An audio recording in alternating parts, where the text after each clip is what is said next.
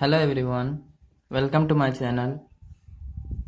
Previous video में हमने बात किया था थर्मोडायनेमिक्स के बेसिक डेफिनेशन में और state function, path function, then extensive and intensive property के बारे में बात किया था।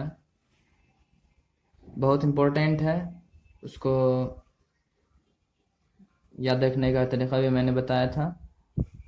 आज के वीडियो में हम बात करने वाले हैं थर्मोडायनेमिक इक्विलिब्रियम के बारे में एंड वेरियस थर्मोडायनेमिक प्रोसेस जैसे isothermal, isochoric, isobaric, adiabatic and उनके बीच का इंटर कन्वर्जन कि अगर एक प्रोसेस का ग्राफ दिया हुआ है या मान लो पीटी का ग्राफ दे रखा है तो उसको पीवी में कैसे कन्वर्ट करें एंड पीटी में वीटी में कैसे कन्वर्ट करें एंड सो ऑन। इस वीडियो में इस पे डिस्कस करेंगे। तो चलिए सबसे पहले थर्मोडायनेमिक इक्विलिब्रियम से स्टार्ट करते हैं। थर्मोडायनेमिक इक्विलिब्रियम जैसा मैंने डेफिनेशन बताया था स्टार्टिंग में कि ये इंटर कन्वर्जन में डील करता है। बहुत सारे डिफरेंट फॉर्म्स ऑफ एनर्जी होते हैं, chemical energy, heat energy and so on. तो एक एनर्जी से दूसरे एनर्जी में कन्वर्ट हो रहा होगा जब, तो कन्वर्ट होने का रीज़न ये होगा कि एक का वैल्यू या पोटेंशियल बोल सकते हैं कि हाई होगा दूसरे के रिलेटेड में। तो high to low potential flow होगा और तब तक फ्लो होगा जब तक कि इक्विलिब्रियम ना आ जाए। तो यहीं से थर्मोडायनेमिक इक्विलिब्रियम का कंसेप्ट आता है। और थर्मोडायनेमिक्स में बहुत सारे डिफरेंट फॉर्म्स ऑफ एनर्जी को डील करते हैं, तो उसी के बेसिस पे इसको 3 पार्ट में क्लासिफाई किया गया थर्मोडायनेमिक इक्विलिब्रियम को। सबसे पहला है मैकेनिकल इक्विलिब्रियम, जिसमें प्रेशर कांस्टेंट हो दो सिस्टम का। मीन्स इक्विलिब्रियम, उस इक्विलिब्रियम के टाइम प्रेशर कांस्टेंट हो जाए तो वो मैकेनिकल इक्विलिब्रियम होगा। और दूसरा है थर्मल इक्विलिब्रियम, मीन्स फ्लो होते होते टेम्परेचर कांस्टेंट हो जाए तो वो कंडीशन थर्मल इक्विलिब्रियम का कंडीशन कहलाएगा। और तीसरा है केमिकल इक्विलिब्रियम, जब दो सिस्टम का कंसंट्रेशन कांस्टेंट हो जाए। तो लिख लेते हैं सबसे पहले थर्मोडायनेमिक इक्विलिब्रियम।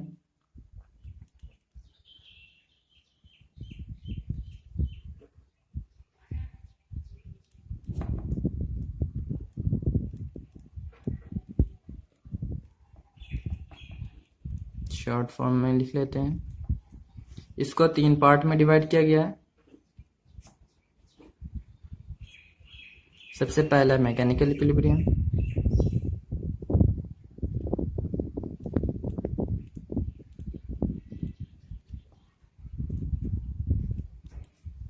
ये वो कंडीशन है जिस वक्त प्रेशर कांस्टेंट हो जाए।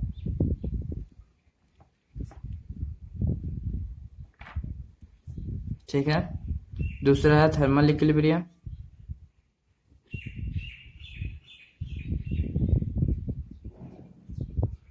वो कंडीशन जिस वक्त टेम्परेचर कांस्टेंट हो।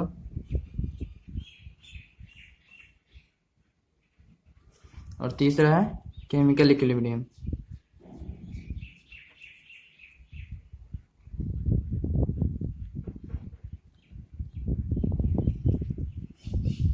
कंसंट्रेशन कांस्टेंट हो जाए जिस वक्त।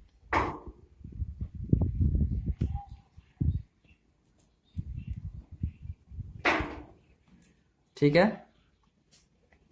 इसको हम इक्विलिब्रियम को सिंपली हम इस तरह लिख सकते हैं कि जब कोई चेंज ना हो किसी ऑब्जर्वेबल या measurable property of a system, means system के किसी ऑब्जर्वेबल मीन्स देख के पता चल रहा हो कि कुछ चेंज हो रहा है, और कुछ मेजर करके पता चल रहा हो कि कुछ चेंज हो रहा है। तो अगर ये दोनों कंडीशन में कोई चेंज ना हो तो हम कह सकते हैं कि सिस्टम इक्विलिब्रियम में है। तो हम लिख सकते हैं no change in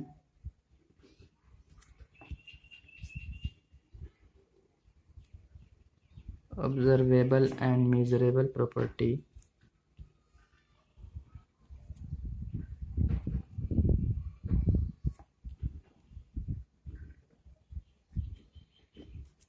of a system with time। ठीक है, ये कंडीशन इक्विलिब्रियम का कंडीशन होगा। अब हम वेरियस थर्मोडायनेमिक्स प्रोसेस की बात कर लेते हैं। ठीक है, तो thermodynamic process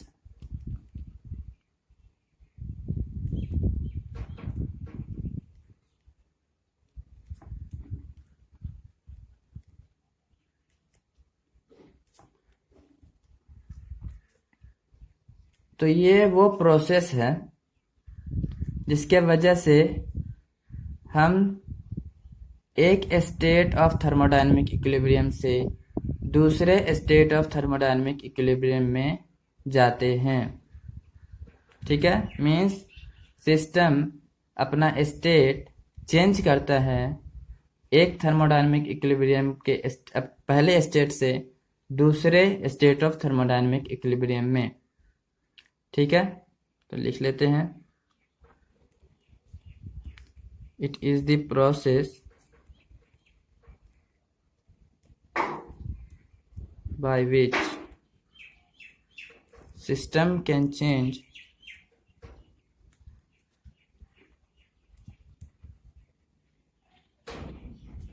its state from one state of thermodynamic equilibrium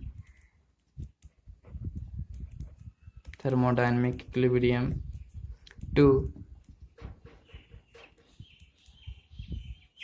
another state of thermodynamic equilibrium। ठीक है, अब हम वेरियस प्रोसेस में सबसे पहले बात करते हैं आइसोथर्मल प्रोसेस की।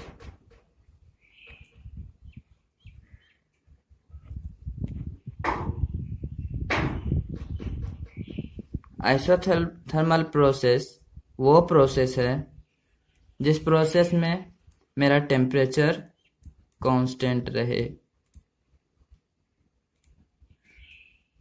ठीक है, टेम्परेचर कांस्टेंट हुआ तो डेल्टा टी ज़ीरो होगा, means change in temperature. Small change in temperature भी ज़ीरो होगा। ये लार्ज चेंज प्रेजेंट करता है और ये स्मॉल चेंज। तो टेम्परेचर कांस्टेंट है, तो फॉर आइडियल गैस इक्वेशन हमें मालूम है P V is equal to N R T. तो अगर ये तो नंबर ऑफ मोल्स है, ये तो गिवन होगा कांस्टेंट, ये आर इट बाय कांस्टेंट, ये भी कांस्टेंट हुआ। आइसोथर्मल प्रोसेस में मेरा टेम्परेचर भी कांस्टेंट हो गया, मीन्स ये होल कांस्टेंट हुआ। तो आइसोथर्मल प्रोसेस जब भी बोलें तो P V is equal to constant, ये माइंड में आ जाना चाहिए। ठीक है, अगर दो क्वेश्चन दिया रहे, एक सिस्टम दिया रहे, उसमें उसका प्रेशर और वॉल्यूम दे रखा है, दूसरे का प्रेशर दे रखा है, या कोई भी एक चीज़ दे रखा है और बोल दे दूसरा चीज़ निकालने, और बोल दे प्रोसेस आइसोथर्मल है, तो आराम से दूसरा चीज़ निकाल सकते हैं। तो ये कंडीशन हुआ। अब हम ये आइडियल गैस के लिए हुआ, रियल गैस के लिए वो अलग हो जाता है, ये इक्वेशन नहीं होता। Real gas equation P plus N square upon V square into V minus N B is equal to N R T, ये होता है रियल गैस इक्वेशन।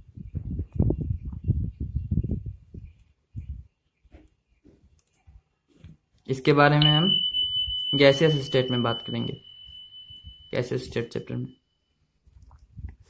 अभी हम इसका ग्राफ देख लेते हैं।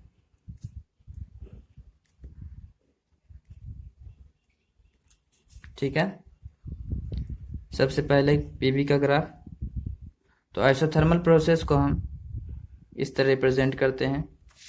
इस तरह क्यों करते हैं वो भी देख लेते हैं।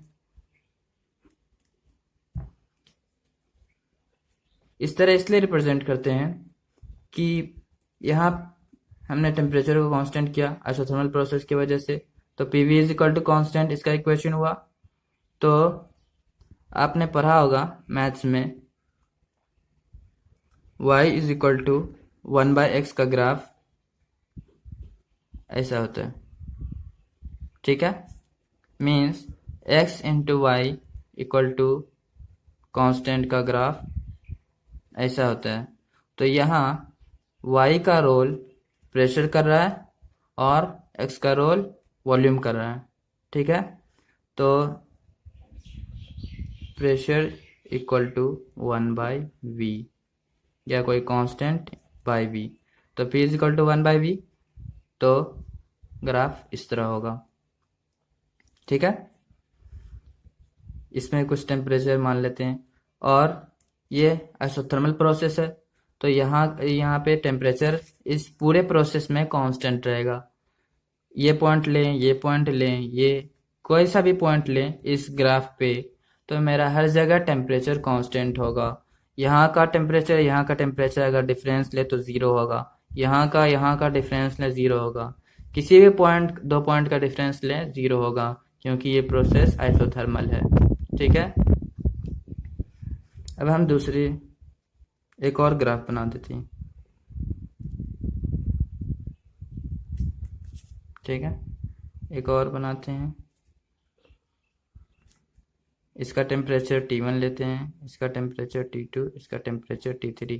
अब कंपेयर करना हमें कि कौन सा टेम्परेचर सबसे ज़्यादा होगा, T1, T2 या T3। तो निकालने के लिए हम क्या करेंगे, तो निकालने के लिए कंडीशन तो मेरा यही है PV is equal to nRT। तो ये तो PV is equal to constant हो गया आइसोथर्मल प्रोसेस के लिए। तो हम सबसे पहले ये करेंगे कि दो वेरिएबल यहाँ प्रेशर और वॉल्यूम, तो किसी एक को कांस्टेंट कर लेंगे। यहाँ पे हम प्रेशर को या वॉल्यूम दोनों में से किसी एक को कांस्टेंट कर सकते हैं। मान लो हम वॉल्यूम को कांस्टेंट किए, वॉल्यूम मीन्स वॉल्यूम कांस्टेंट है, वॉल्यूम का वैल्यू चेंज नहीं हो रहा, चेंज इस लाइन पे होता है। वॉल्यूम को हम कांस्टेंट कर दिए। अब यहाँ मुझे दिख रहा है कि वॉल्यूम को अगर हम बढ़ाएं, नहीं वॉल्यूम तो मैंने कांस्टेंट कर दिया, तो वॉल्यूम को कांस्टेंट किया, तो प्रेशर को अगर हम बढ़ाएंगे तो टेम्परेचर बढ़ेगा। Means pressure is directly proportional to temperature होगा। ये दोनों तो पहले से कांस्टेंट है। वॉल्यूम को मैंने दोबारा कांस्टेंट किया, तो प्रेशर बढ़ाएंगे तो टेम्परेचर बढ़ेगा। वॉल्यूम को मैंने कांस्टेंट किया ग्राफ में, अब प्रेशर को बढ़ा रहे हैं, ऊपर जा रहे हैं मीन्स प्रेशर को बढ़ा रहे हैं, तो मेरा टेम्परेचर बढ़ेगा। तो T1 सबसे कम होगा, T2 उससे ज़्यादा होगा, T3 सबसे ज़्यादा होगा, ठीक है। तो ऑर्डर ये होगा, ठीक है। ये PV का ग्राफ हो गया। अब हम देख लेते हैं PT का ग्राफ फॉर आइसोथर्मल प्रोसेस। तो आइसोथर्मल प्रोसेस टेम्परेचर कांस्टेंट है, तो टेम्परेचर सिंपली कांस्टेंट कर देंगे। ये PT का ग्राफ हो गया फॉर आइसोथर्मल। अब VT का ग्राफ,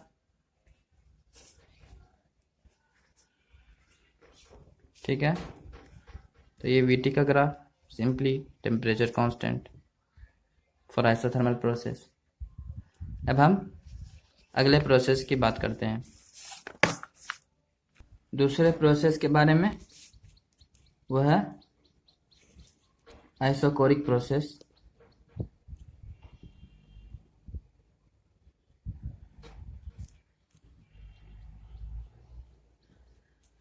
आइसोकोरिक प्रोसेस में वॉल्यूम कांस्टेंट होता है, मीन्स डेल्टा V भी ज़ीरो होगा और dV मीन्स लार्ज चेंज भी ज़ीरो होगा और स्मॉल चेंज भी ज़ीरो होगा। अब हम देख लेते हैं, ये मेरा आइडियल गैस इक्वेशन है, PV is equal to nRT। इसमें मेरा वॉल्यूम कांस्टेंट दे रखा है, वॉल्यूम कांस्टेंट दे रखा है, तो nR तो पहले से कांस्टेंट है, फिक्स है वैल्यू है, और तो यहाँ पे P/T कांस्टेंट हो जाएगा। तो जैसे मुझे आइसोकोरिक प्रोसेस बोला जाए तो P/T कांस्टेंट याद आ जाना चाहिए। याद करने की ज़रूरत नहीं है, सिंपली ये इक्वेशन लिखना है और जो कंडीशन होता है isochoric process means volume constant apply कर देना है और सिंपली इधर उधर कर देना है, बस। ठीक है, तो अब इसका ग्राफ देख लेते हैं। सबसे पहला ग्राफ पीवी ग्राफ, चूंकि वॉल्यूम कांस्टेंट है तो सिंपल वॉल्यूम कांस्टेंट, ये मेरा पीवी ग्राफ हो गया। अगला ग्राफ देखते हैं पीटी ग्राफ। ठीक है, पीटी ग्राफ मेरा इस तरह रिप्रेजेंट होगा। अब क्यों होगा ऐसा, तो हमें मालूम है कि ये ग्राफ y = x का ग्राफ है। y x, ये इसको हम इस तरह लिख सकते हैं y/x = कांस्टेंट। सेम उसी तरह यहाँ पे y का रोल प्रेशर कर रहा है और x का रोल टेम्परेचर कर रहा है। x एक्सिस पे टेम्परेचर है, y एक्सिस पे मेरा प्रेशर है। ठीक है, सेम ग्राफ हुआ। तो इसका कुछ ये मेरा क्या रिप्रेजेंट करेगा, फिक्स्ड वॉल्यूम रिप्रेजेंट करेगा। प्रेशर अपॉन, यहाँ हमने पहले माना था वॉल्यूम कांस्टेंट, तो ये फिक्स्ड वॉल्यूम रिप्रेजेंट करेगा, मान लेते हैं कुछ भी। अब दो और ग्राफ बनाते हैं।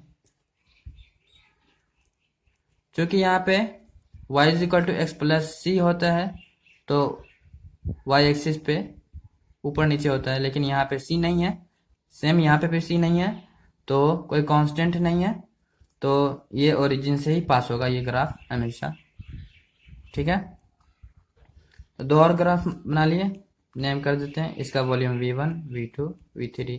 अब हमें कंपेयर करना है कि v1, v2, v3 में कौन सबसे ज़्यादा है या इसका ऑर्डर क्या है अरेंजमेंट का, इंक्रीजिंग और या डिक्रीजिंग ऑर्डर में।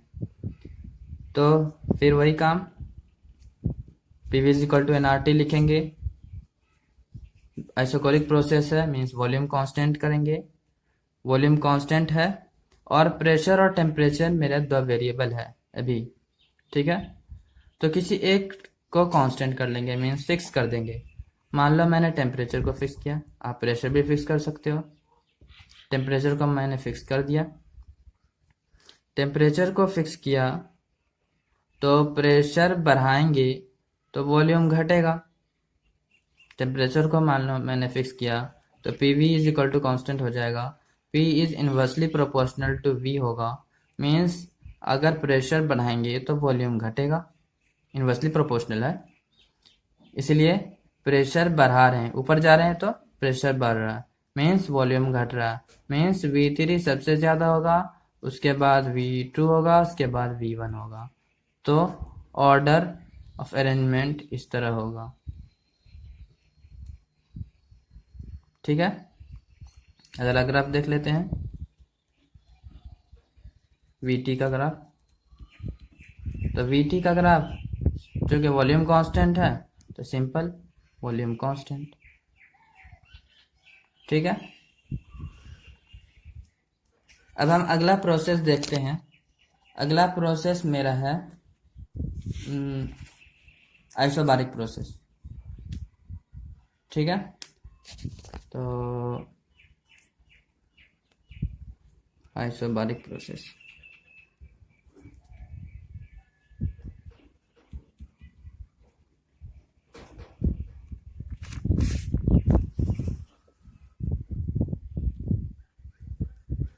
आइसोबारिक प्रोसेस में क्या होता है, प्रेशर कांस्टेंट होता है।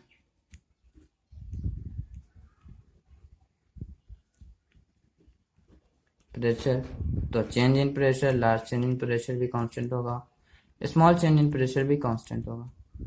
ठीक है, फिर से वही ideal gas equation. Pressure constant है, मैंने प्रेशर को कांस्टेंट किया, तो वॉल्यूम और टेम्परेचर मेरा दो वेरिएबल है, तो V/T = कांस्टेंट हो जाएगा। ठीक है, फिर वही ये कंडीशन हो जाएगा। दो सिस्टम दे रखा है, एक का वॉल्यूम टेम्परेचर दे रखा है, दूसरे का कोई एक दे दे, दूसरा निकालने बोले तो हम आसानी से निकाल सकते हैं। ठीक है,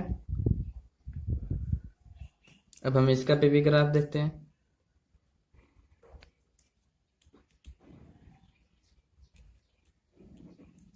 PV graph for isobaric process, क्योंकि प्रेशर कांस्टेंट है तो सिंपल प्रेशर कांस्टेंट। ठीक है, अगला ग्राफ देखते हैं। पीटी ग्राफ, क्योंकि प्रेशर कांस्टेंट है तो प्रेशर कांस्टेंट, सिंपल। अब अगला हम वीटी ग्राफ देखते हैं।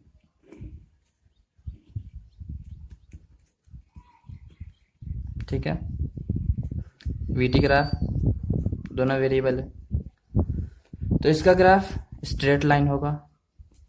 क्यों होगा? यहाँ पर y एक्सिस पे v है, y is equal to X का ग्राफ है ये भी, v is equal to T का ग्राफ है। ठीक है, तो यहाँ पे y एक्सिस पे v है और x एक्सिस पे t है, सिंपली। तो ये क्या रिप्रेजेंट करेगा? प्रेशर रिप्रेजेंट करेगा। ठीक है, तो प्रेशर कुछ होगा P। अब दो और ग्राफ बना लेते हैं कंपैरिजन के लिए, P1, P2, P3। अब हमें कंपेयर करना है कि इसमें कौन ज़्यादा है, कौन कम है, या इसका ऑर्डर क्या है। ठीक है, फिर से वही करेंगे, PV is equal to nRT में जाएंगे और इसमें मेरा किसी एक वेरिएबल को फिक्स कर देंगे। मान लो मैंने टेम्परेचर को फिक्स किया, टेम्परेचर को फिक्स करेंगे तो PV is equal to constant हो जाएगा। ठीक है, PV is equal to constant कर दिए, तो अब हम वॉल्यूम को जैसे जैसे बढ़ाएंगे, ये दोनों PV क्या है? P is inversely proportional to V या V is inversely proportional to P। तो हम अगर वॉल्यूम को बढ़ाते हैं तो प्रेशर घटेगा, तो टेम्परेचर तो मैंने कांस्टेंट कर दिया, वॉल्यूम को जैसे जैसे बढ़ाएंगे क्या होगा? कम होगा, मीन्स P3 सबसे ज़्यादा होगा, उसके बाद P2 होगा, उसके बाद P1 होगा। तो ऑर्डर क्या होगा? P3, P2, P1। ठीक है, अब कोई भी ग्राफ हो आप आसानी से इसका ऑर्डर अरेंजमेंट लिख सकते हैं। ठीक है, अब चौथा है मेरा एडियाबेटिक प्रोसेस।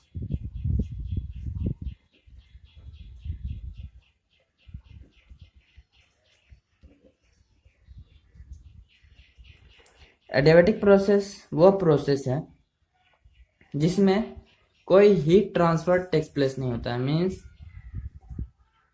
कि एक सिस्टम है, दूसरा सिस्टम है, तो एक सिस्टम से दूसरा सिस्टम या कोई एक ही सिस्टम है तो उसमें हीट इन एंड आउट नहीं होगा। मीन्स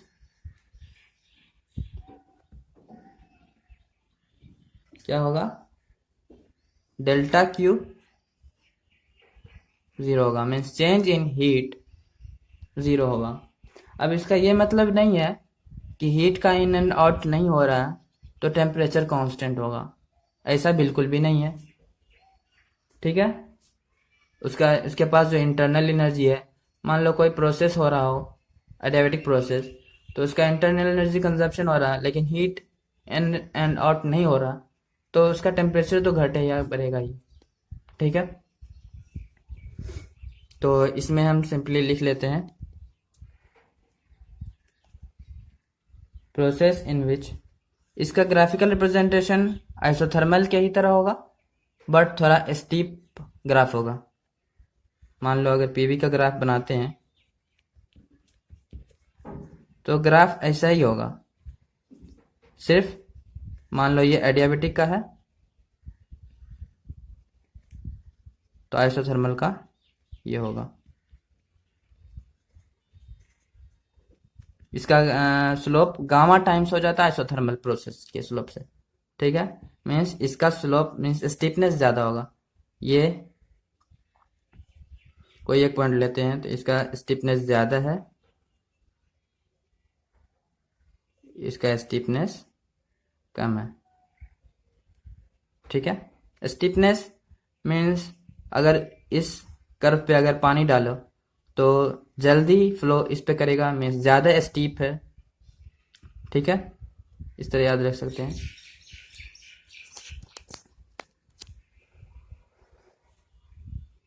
ठीक है, तो इसमें स्टेटमेंट लिख लेते हैं। No heat transfer, process in which no heat transfer takes place.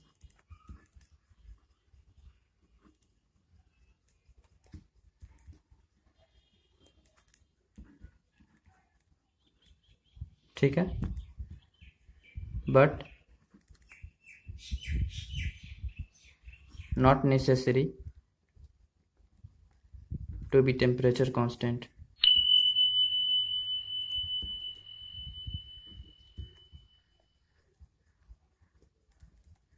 ठीक है, ज़रूरी नहीं है कि टेम्परेचर कांस्टेंट हो। अब हम एक कन्वर्जन देखते हैं, क्वेश्चन देखते हैं। उसमें एक ग्राफ देंगे पीटी का और उसको पीवी और वीटी ग्राफ में कन्वर्ट करना है। ठीक है, क्वेश्चन ये है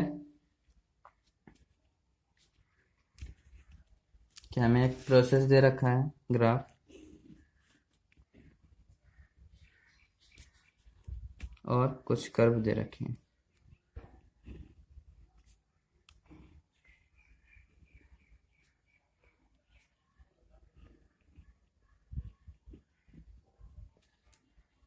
ठीक है, ये सेंटर से पास करें।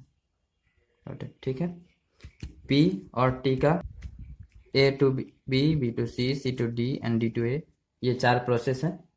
और दे रखा है A टू B मेरा आइसोकोरिक प्रोसेस है, आइसोकोरिक और pressure increment.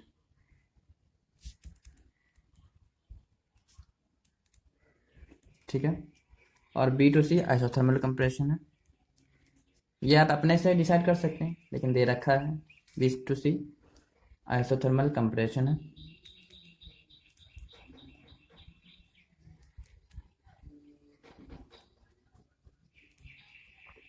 C to D isobaric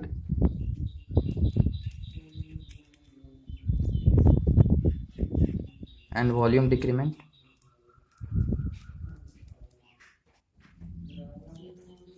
D to A isothermal expansion,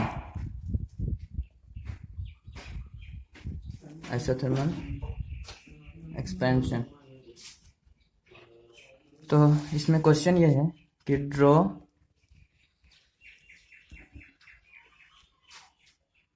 PV and VT graph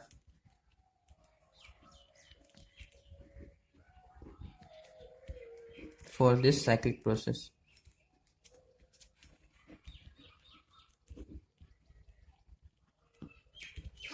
ठीक है, सबसे पहले हम PV ग्राफ बना लेते हैं।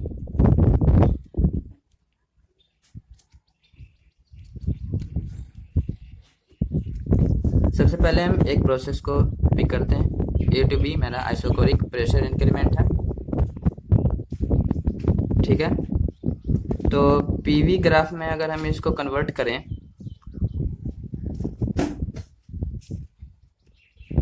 तो A to B isochoric process है, तो ग्राफ मेरा वर्टिकल होगा। और प्रेशर इंक्रीमेंट है, मीन्स ऊपर की तरफ जाएगा। ग्राफ मेरा A to B pressure increment का ग्राफ ऐसा होगा। B टू C मेरा दे रखा है आइसोथर्मल कंप्रेशन है, तो आइसोथर्मल का ग्राफ मालूम है मुझे, इस तरह होता है। और कंप्रेशन है इसलिए वॉल्यूम डिक्रीमेंट होगा, तो B टू C ग्राफ ये होगा। ना जैसा कि आप देख सकते हैं कि अब ग्राफ मैंने कंप्लीट कर दिया है। C टू D प्रोसेस मेरा दे रखा है, आइसोबारिक वॉल्यूम डिक्रीमेंट है, तो आइसोबारिक प्रेशर कांस्टेंट हो गया, वॉल्यूम डिक्रीमेंट, वॉल्यूम डिक्रीज कर रहा है। और D2 है आइसोथर्मल एक्सपेंशन है, तो आइसोथर्मल में y इक्वल टू 1/x का ग्राफ होगा, p इक्वल टू 1/v का ग्राफ होगा, और एक्सपेंड कर रहा है, वॉल्यूम बढ़ रहा है इसलिए एक्सपेंशन, और जहां से स्टार्ट हुआ था वहीं एंड होगा इसलिए कि साइक्लिक प्रोसेस है। अब हम VT का ग्राफ देख लेते हैं। A to B मेरा दे रखा आइसोकोरिक प्रेशर इंक्रीमेंट, आइसोकोरिक है, वॉल्यूम कांस्टेंट है, प्रेशर इंक्रीज करेगा। पीवी ग्राफ से, पीवी के इक्वेशन से हम निकाल सकते हैं, टेम्परेचर बढ़ेगा तो प्रेशर बढ़ेगा। और B2C आइसोथर्मल कंप्रेशन दे रखा है, B2C आइसोथर्मल है, टेम्परेचर कांस्टेंट है, कंप्रेशन है, वॉल्यूम घट रहा है, ठीक है। और C2D मेरा दे रखा है आइसोबारिक वॉल्यूम डिक्रीमेंट, आइसोबारिक है, VT का ग्राफ है, तो y इक्वल टू x आएगा, और ये प्रेशर रिप्रेजेंट करेगा। प्रेशर C2D आइसोबारिक है, प्रेशर कांस्टेंट है, तो ये ओरिजिन से पास ना। D2A मेरा दे रखा है आइसोथर्मल एक्सपेंशन, तो आइसोथर्मल है तो टेम्परेचर कांस्टेंट होगा, मींस वर्टिकल होगा ग्राफ में, और एक्सपेंड कर रहा तो वॉल्यूम इंक्रीज करेगा। और ये साइक्लिक प्रोसेस है, तो जहाँ से स्टार्ट हुआ इनिशियल पॉइंट फाइनल पॉइंट वहीं पे स्टॉप होगा। अगले वीडियो में हम बात करने वाले हैं रिवर्सिबल एंड इरिवर्सिबल प्रोसेस के बारे में। इस वीडियो का PDF आप डिस्क्रिप्शन से डाउनलोड कर सकते हैं। Thanks for watching.